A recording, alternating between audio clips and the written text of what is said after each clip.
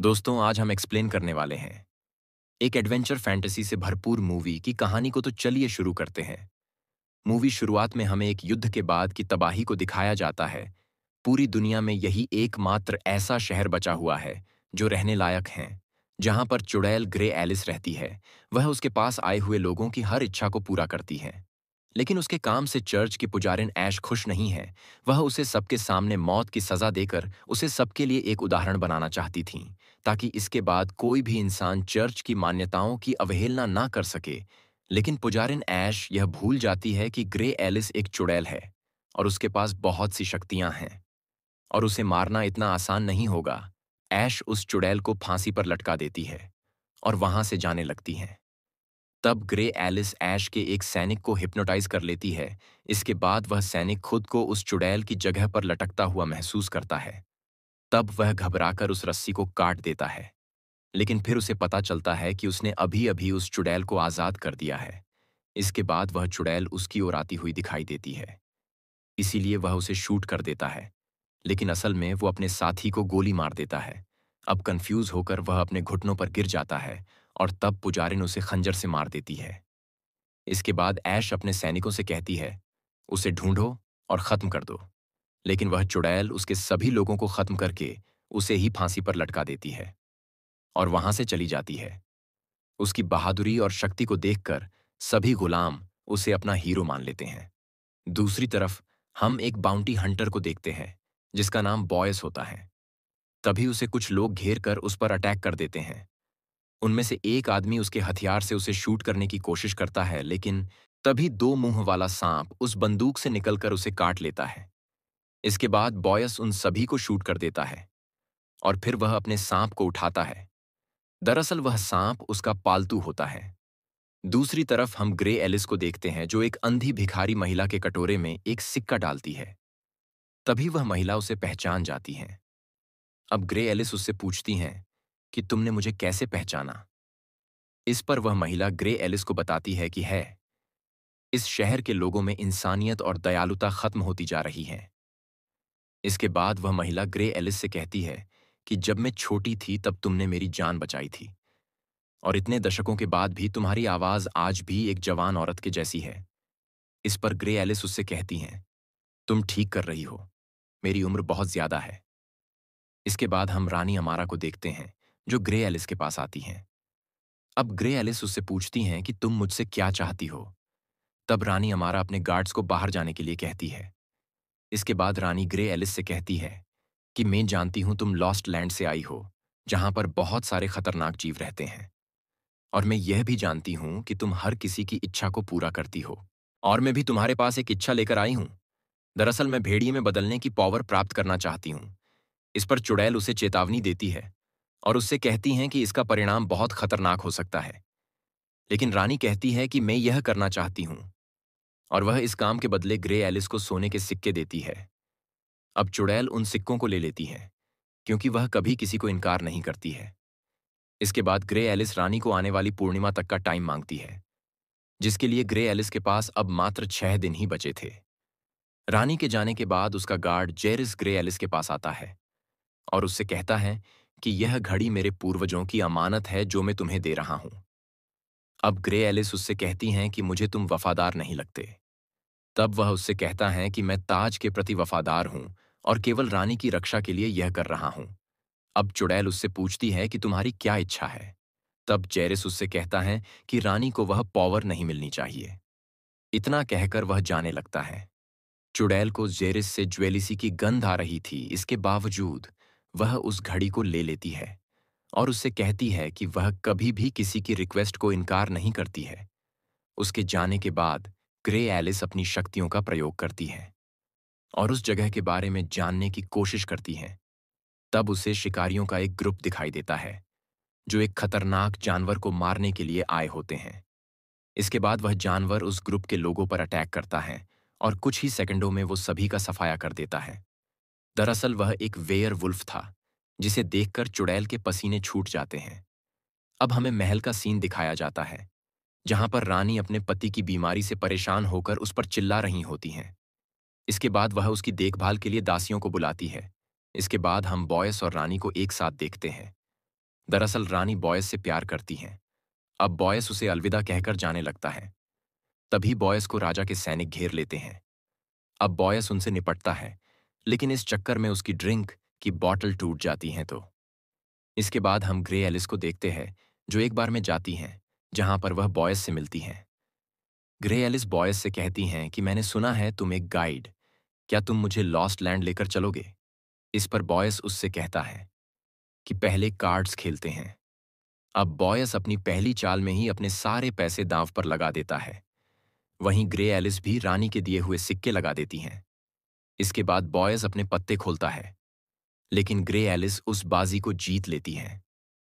अब बॉयस उससे कहता है कि इस तरह के खतरनाक मिशन में जाना उसके लिए सेफ नहीं होगा। इस पर ग्रे एलिस उससे कहती हैं, जब मैं तुम्हारे लिए बोझ बन जाऊं, तब तुम मुझे छोड़कर वापस लौट सकते हो। हालांकि वह भी उसके साथ ऐसा ही करेगी। इसके बाद ग्रे एलिस उसे मिशन के बारे में बताती हैं और उससे कहती है कि हमें एक वेयर वुल्फ को पकड़ना है। अब बॉयस उससे कहता है कि उसने वेयर वुल्फ के बारे में सुना है, जो स्कल नदी के पास गुफा में रहता है। इसके बाद चुड़ैल उसे वहां पर ले जाने की फीस के तौर पर उसे जेरिस की घड़ी देने के वादा करती है। तभी वहां पर पुजारिन ऐश के सैनिक आकर उन पर अटैक कर देते हैं। अब बॉयस उसके सांप को उन सैनिकों पर फेंकता है। इसके बाद वो सांप उन सैनिकों को काटने लगता है, लेकिन तभी ऐश तलवार के एक ही वार से उस सांप के टुकड़े कर देती है। लेकिन तब तक वह दोनों वहां से भाग जाते हैं। इसके बाद हमें एक चर्च का सीन दिखाया जाता है, जहां पर चर्च का पादरी अपने अनुयायियों को बता रहा होता है और चर्च हमारे लिए कितना जरूरी है। वहीं वहां पर मौजूद लोग किसी पंपलेट में लिखी हुई न्यूज को एक दूसरे को बता रहे होते हैं। इसके बाद पुजारिन ऐश को देखते हैं, जो पादरी के पास आकर उसे बताती हैं कि वह चुड़ैल एक आदमी के साथ लॉस्ट लैंड जा रही हैं। तब पादरी पुजारिन से कहता है कि उन दोनों को जो भी पकड़कर लाएगा, उसे इनाम दिया जाएगा। साथ ही वह उसे बताता है कि हमें एक पंपलेट मिला है, जिसे देखकर लगता है कि वह गुलामों का मसीहा बन चुकी हैं। इसके बाद ऐश के सैनिक उस अंधी महिला को लेकर आते हैं। इसके बाद ऐश उससे पूछती हैं कि क्या उस चुड़ैल से कोई मिलने आया था। तब मजबूरन वह महिला उन्हें बता देती है कि ग्रे एलिस से मिलने दो लोग आए थे और उनके नाम है जेरिस और रानी। इसके बाद वाइस चांसलर ऐश से कहता है कि रानी कोई कोई षड्यंत्र कर रही हैं। जाओ और उस चुड़ैल और उसके साथी को खत्म कर दो। दूसरी तरफ हम ग्रे एलिस और बॉयज को देखते हैं, जो शाम होने पर एक जगह पर रुककर आराम करते हैं, जहां पर बॉयस अपने सांप को लेकर उदास हो जाता है। रात होने पर जब ग्रे एलिस सो रही होती है, तब बॉयस एक चाकू से उस पर अटैक करने वाला होता है। तभी उसकी नींद खुल जाती है, लेकिन बॉयस उसे नहीं, बल्कि जहरीले बिच्छू को मार रहा होता है। अगली सुबह वह दोनों फिर से अपने सफर पर आगे बढ़ते हैं। इसके बाद वह अपने अगले पड़ाव पर पहुंच जाते हैं, जहां पर बॉयस ग्रे एलिस को अपने दोस्त रॉस और उसकी बहन मारा से मिलवाता है। दरअसल मारा बॉयस की गर्लफ्रेंड होती हैं और वह अक्सर यहां पर उससे मिलने आया करता था।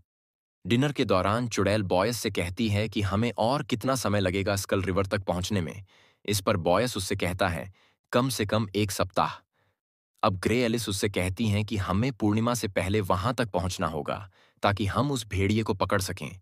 तब बॉयस कहता है कि यह केवल तभी संभव होगा जब हम सुरंगों के रास्ते से पहाड़ों को पार करते हुए ट्रेन की पटरी के साथ चले, तो जिसमें हमारे 2 दिन बच जाएंगे। तभी वहां पर मारा आ जाती और वह बॉयस से उसके कमरे में आने के लिए इनवाइट करती है। जिसके बाद बॉयस मारा के साथ रात बिताता है। अगली सुबह ग्रे एलिस और बॉयस दोनों वहां से निकल पड़ते हैं। दूसरी तरफ रानी वाइस चांसलर से कहती है कि मेरी परमिशन के बिना इस किंगडम की ट्रेन को तुम्हारे लोग कहाँ लेकर गए हैं।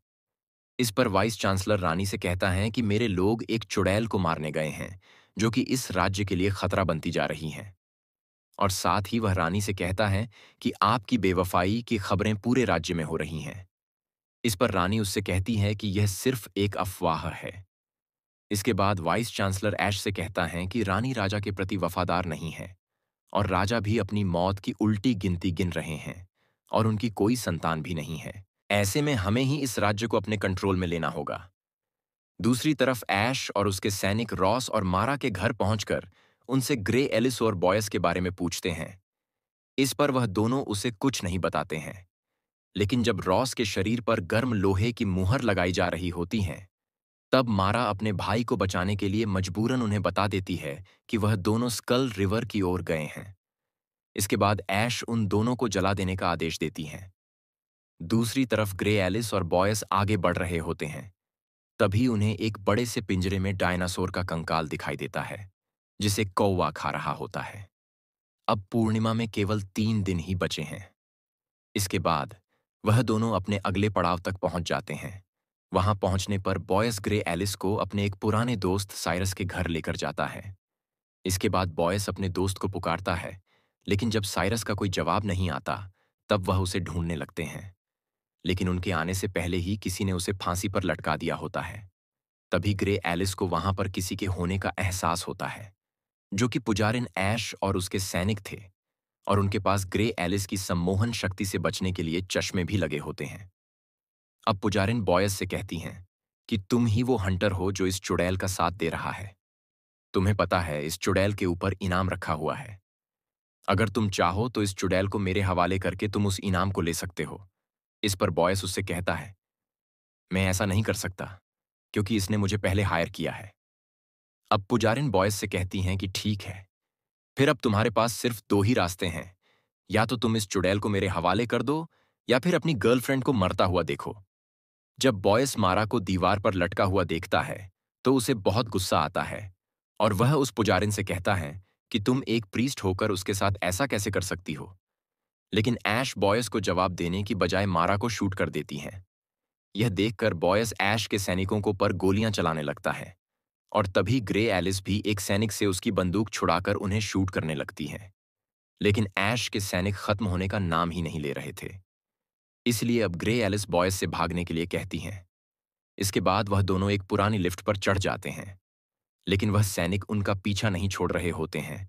अब वह दोनों उनसे फाइट करते हैं और उस नदी के दूसरी ओर जाने की कोशिश करते हैं। अब ग्रे एलिस लिफ्ट के ऊपर चढ़ जाती है और अपनी दरांती निकालकर उन सैनिकों पर टूट पड़ती हैं। आखिरकार जैसे तैसे वह दोनों आधे रास्ते को पार कर चुके थे, लेकिन तभी ऐश अपने सैनिकों से कहती हैं कि उस लिफ्ट की केबल को काट दो। इसके बाद उसके सैनिक उसकी बात मानते हैं और जल्दी से उस केबल को काट देते हैं, जिससे वह लिफ्ट पहाड़ की दीवार से जाकर टकराती है। लेकिन उन दोनों को कुछ नहीं होता है, लेकिन लिफ्ट की केबल टूटने ही वाली होती है।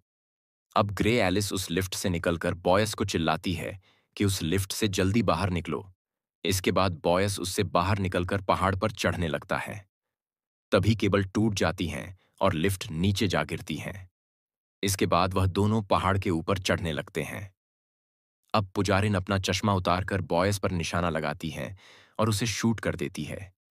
लेकिन जब वह फिर से उसे शूट करने वाली होती है, तभी पुजारिन ग्रे एलिस की आंखों में देख लेती हैं, जिससे वह सम्मोहित हो जाती हैं, और उसी का फायदा उठाकर वह दोनों वहां से बच निकलते हैं और फिर एक जगह पर जाकर रेस्ट करते हैं। अब बॉयस अपने जख्मों पर ड्रिंक छिड़कता है। इसके बाद वह कंधे पर लगी गोली को निकालता है। फिर दोनों इधर उधर की बातें करने लगते हैं। अब बॉयज अपने दोस्तों के बारे में सोचकर इमोशनल हो जाता है। दूसरी तरफ महल में रानी अपना चेकअप करवाती हैं। तब उसे पता चलता है कि वह प्रेग्नेंट है। यह सुनकर रानी बहुत खुश हो जाती है, और फिर वह अपने पति को बताती है कि देखो, मैं प्रेग्नेंट हो चुकी हूं और जल्द ही इस राज्य का वारिस जन्म लेगा, जो एक हंटर का बेटा है। इतना कहकर वह राजा के चेहरे पर तकिया रखकर उसे कसकर पकड़े रखती है, जब तक कि राजा मर नहीं गया। वहीं अब पूर्णमासी होने में मात्र 2 दिन ही शेष बचे हैं। अब हम ग्रे एलिस और बॉयस को देखते हैं, जो चलते चलते शैडो बैन पहुंच जाते हैं। तभी उन्हें वहां पर ट्रेन के आने की आवाज सुनाई देती है। इसके बाद वह दोनों एक पुराने बिजली संयंत्र के खंडहर में छिप जाते हैं। अब बॉयस ग्रे एलिस को बताता है कि हमें वहां रहने वाले मॉन्स्टर से बचने के लिए पूरी रात आग जलाए रखना होगा, क्योंकि एक आग ही जिससे उन मॉन्स्टर्स को डर लगता है। इसके बाद वह तेल के डिब्बों को गिरा देते हैं। तभी उस चिमनी के लाइट जलने लगते हैं और उन्हें उन मॉन्स्टर्स की डरावनी आवाजें सुनाई देती हैं। इसके बाद वह दोनों अलर्ट हो जाते हैं। फिर तभी एक मॉन्स्टर वहां पर आ टपकता है, जो बहुत ही खतरनाक लग रहा होता है। अब ग्रे एलिस उस तेल में आग लगा देती है, जिससे आग का घेरा बन जाता है और वह मॉन्स्टर्स उसे पार नहीं कर पा रहे होते हैं। इसके बाद वह मॉन्स्टर्स अपने दिमाग का सही इस्तेमाल करके एक लोहे की पट्टी को आग पर डालकर घेरे के अंदर जाने की कोशिश करते हैं, लेकिन ग्रे एलिस अपनी दरांती को फेंककर तेल के बैरल पर फेंकती है जिससे विस्फोट होता है और वह मॉन्स्टर्स जलने लगता है। तभी हम उन मॉन्स्टर्स के लीडर को देखते जो चिमनी के ऊपर से देख रहा था। इसके बाद वह लीडर अपने साथी के साथ कूद पड़ता है और वह चुड़ैल को दबोच लेता है। लेकिन वह यह नहीं जानता था कि उसने चुड़ैल के सामने आकर कितनी बड़ी गलती कर दी थी। अब जैसे ही वह मॉन्स्टर ग्रे एलिस की आंखों में देखता है, वह उसे हिप्नोटाइज कर लेती हैं, जिसके बाद वह मॉन्स्टर्स पीछे हट जाता है और अपने लोगों से कहता है, चलो रे सब यहां से इसी का फायदा उठाकर ग्रे एलिस बॉयज को उसे पकड़कर रखने के लिए कहती है।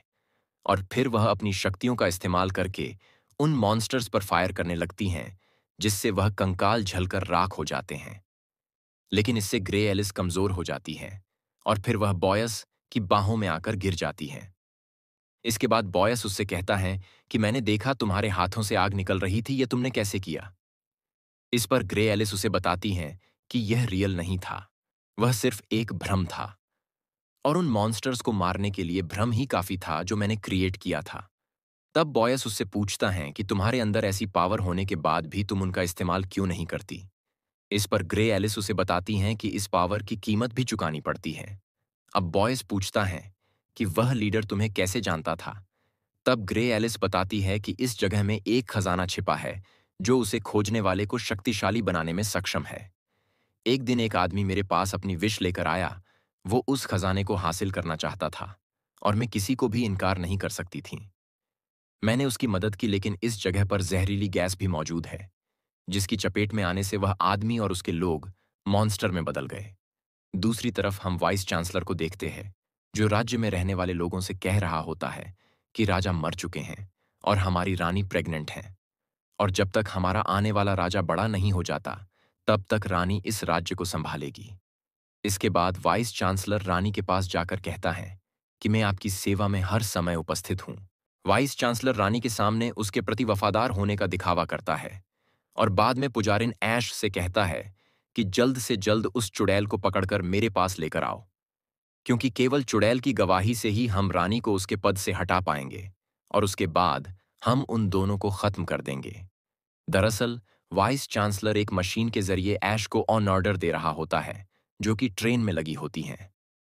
दूसरी तरफ बॉयज और ग्रे एलिस अपने सफर के अंतिम पड़ाव के करीब होते हैं।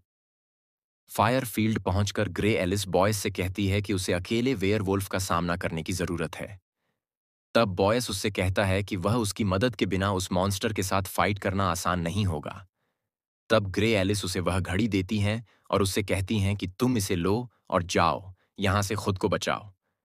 लेकिन बॉयस उस घड़ी को लेने से इनकार कर देता है और उससे कहता है कि तुम मेरे साथ वापस चलो। इस पर ग्रे एलिस उसे बताती हैं कि मेन किसी की इच्छा को पूरा करने से पीछे नहीं हट सकती, क्योंकि मेन श्रापित हूं, मुझे उस मॉन्स्टर से फाइट करनी ही होगी। दूसरी तरफ रानी को देखते हैं, जो जेरिस से कहती हैं कि मुझे वाइस चांसलर और उसकी सेना पर बिल्कुल भी भरोसा नहीं है। क्या तुम मेरा एक काम करोगे? इस पर जेरिस उससे कहता है कि मेन आपके लिए कुछ भी करने को तैयार हूं। इसके बाद रानी उसे किस करने लगती हैं। दूसरी तरफ बॉयस और ग्रे एलिस एक सुरंग से गुजर रहे होते हैं। तभी उन्हें महसूस होता है कि ट्रेन की पटरियां कंपन कर रही हैं, जिससे वह समझ जाते हैं कि वह पुजारिन उनका पीछा कर रही है। अब बॉयस कहता है कि वे ट्रेन से तेज नहीं दौड़ पाएंगे। इसके बाद ग्रे एलिस एक चाल चलती है और वह ट्रेन की पटरियों के बीच आकर खड़ी हो जाती है। जब पुजारिन ग्रे एलिस को पटरियों के बीच में खड़ा देखती है, तो उसे विश्वास नहीं होता और वह अपने लोगों को ट्रेन की स्पीड बढ़ाने के लिए कहती हैं, लेकिन उसे क्या पता था कि उसके साथ बहुत बड़ा धोखा होने वाला था। जब ट्रेन ग्रे एलिस के करीब आ जाती है, तब वह दौड़ना शुरू करती है। जब पुजारिन को सुरंग के ठीक बाद पुल टूटा हुआ दिखाई देता है, तो वह अपने लोगों को ब्रेक लगाने के लिए कहती हैं। लेकिन तब तक बहुत देर हो चुकी थी। अब ग्रे एलिस पटरी से नीचे कूद जाती हैं। वो खाई में गिर रही होती हैं, तभी बॉयस उसे पकड़ लेता है और ट्रेन पुजारिन और उसके लोगों को लेकर नीचे गिर जाती है। दूसरी तरफ हम वाइस चांसलर को देखते हैं, जो अपने सैनिकों से कह रहा होता है कि वह चुड़ैल नहीं है, तो क्या हुआ? हम उसके बिना ही रानी से सत्ता को छीन लेंगे। जाओ और एक सेना को इकट्ठा करो। इस पर उसके सैनिक कोई रिस्पांस नहीं देते। जब वह उन्हें देखता है, तो उसे पता चलता है कि जेरिस और उसके साथी ने उन्हें मार दिया है। इसके बाद जेरिस उसके पास आकर उससे कहता है कि तुम्हारे सपने अब कभी सच नहीं होंगे। इसके बाद वह उसके ऊपर अटैक करता है, जिससे वाइस चांसलर भी मारा जाता है। दूसरी तरफ हम बॉयज और ग्रे एलिस को देखते हैं, जो स्कल रिवर तक पहुंच जाते हैं, जहां ढेर सारे कंकालों को देखकर ग्रे एलिस चौंक जाती है। तब बॉयस उसे समझाता है कि यह उन सभी लोगों के कंकाल हैं जिन्होंने वेयरवुल्फ का सामना करने की हिम्मत की थी। अब ग्रे एलिस उससे कहती है कि आज पूर्णिमा की रात है और आज वह जरूर आएगा। इस पर बॉयस उससे कहता है कि अभी भी समय है, हम यहां से वापस लौट सकते हैं। इस पर ग्रे एलिस उससे कहती हैं कि मेन ऐसा नहीं कर सकती। दूसरी तरफ जेरिस भी रानी को समझता है कि हमें उस चुड़ैल के बारे में ज्यादा नहीं सोचना चाहिए। तब रानी उससे कहती हैं कि आज फुल मून की रात है, जल्द ही मुझे वह शक्तियां मिल जाएगी। दूसरी तरफ ग्रे एलिस अपने हाथों में उस मॉन्स्टर को मारने के लिए सिल्वर की रिंग्स पहनती हैं। तब बॉयस उससे कहता है कि तुम्हारे पास सब कुछ सिल्वर है, सिल्वर का चाकू, सिल्वर के हथियार, लेकिन यह सभी किसी काम नहीं है। उस मॉन्स्टर को इनसे नहीं मारा जा सकता है। लेकिन ग्रे एलिस इस पर उसे कुछ नहीं कहती। तब बॉयस उससे कहता है कि प्लीज यह मत करो। लेकिन ग्रे एलिस उससे कहती हैं कि मेरे पास और कोई ऑप्शन नहीं है। इतना कहकर वह फुल मून होने का इंतजार करने लगती है। फिर जब फुल मून दिखाई देने लगता है, तब बॉयस के शरीर में हलचल होने लगती है और वह खुद को कमजोर महसूस करता है। तब ग्रे एलिस रिवील करती है कि वह शुरू से ही जानती थी कि यहां कोई मॉन्स्टर नहीं है, बल्कि तुम ही वेयरवुल्फ हो। इसके बाद ग्रे एलिस उस पर अटैक कर देती हैं। तभी बॉयस उसे दूर उछालकर फेंक देता है। इसके बाद जब वह ग्रे एलिस की आंखों में देखता है, तब वह उसे सम्मोहित कर लेती हैं और एक बड़े से कौए में बदल जाती है। इसके बाद वेयरवुल्फ उस अटैक करता है, तब वह गायब हो जाती हैं। दरअसल यह एक भ्रम था और इसी का फायदा उठाकर ग्रे एलिस उस पर कई बार अटैक करती हैं, जिससे वेयरवुल्फ कमजोर होकर गिर जाता है। जब मून बदलों में ढक जाता है, तब ग्रे एलिस उसे पानी पिलाती है और उसे रेस्ट करने के लिए कहती है। लेकिन जब बॉयस की आंख खुलती है, तब वह देखता है कि ग्रे एलिस ने उसे सलाखों से बांध रखा है। तब वह ग्रे एलिस से पूछता है कि तुमने मुझे बचाया क्यों।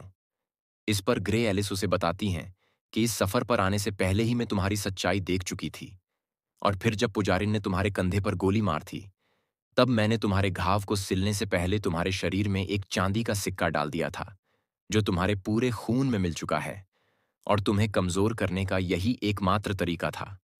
अब बॉयस उससे कहता है कि क्या तुम मेरी एक विश पूरी करोगी? मैं तुम्हारे साथ रहना चाहता हूं। इस पर ग्रे एलिस उससे पेमेंट मांगती है। तब बॉयस उससे कहता है कि मेरे पास तुम्हें देने के लिए कुछ नहीं है। तब ग्रे एलिस कहती है, तब मैं तुम्हारी विश पूरी नहीं कर सकती। तभी चांद फिर से दिखाई देने लगता है और बॉयस फिर से वुल्फ में बदलने लगता है। अब ग्रे एलिस सिल्वर के खंजर को उसके शरीर में घोंप देती है, जिससे बॉयस मर जाता है। अगले दिन ग्रे एलिस उसकी कब्र पर उस घड़ी को रखकर उसकी खाल को लेकर वापस लौट जाती है।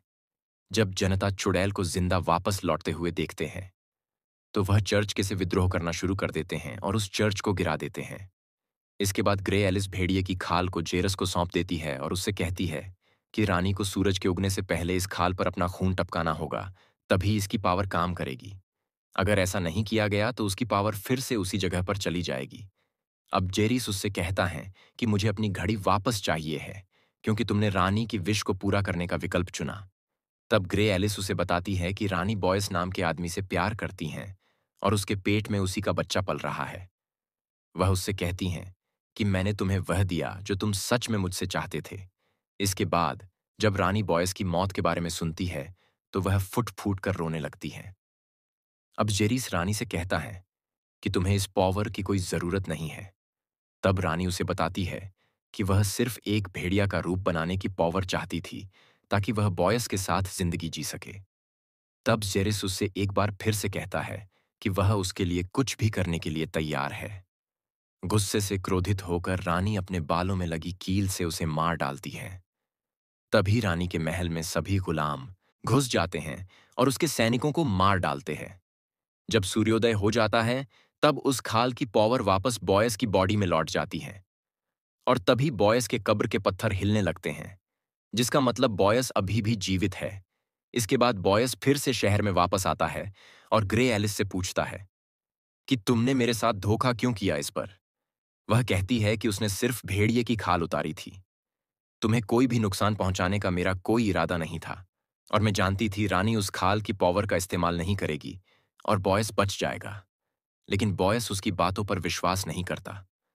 तब ग्रे एलिस उससे कहती है कि मैं जानती हूं तुम मुझ पर गोली चलाओगे, लेकिन तुम्हारी बंदूक जाम हो जाएगी। यह देखने के लिए बॉयस बंदूक के ट्रिगर को खींचता है और बंदूक सच में जाम हो जाती है। इसके बाद ग्रे एलिस खंजर निकालती है और फिर वह दोनों एक दूसरे के गले पर खंजर रख देते हैं, लेकिन चलाते नहीं हैं। अब ग्रे एलिस बॉयस से कहती हैं कि मैंने तुम्हारी विश पूरी की है और इसीलिए मैं तुम्हें नहीं मारूंगी। इसके बाद हम उन दोनों को एक साथ किसी दूसरे मिशन पर जाते हुए देखते हैं और इसी के साथ ये मूवी यहीं पर समाप्त हो जाती है।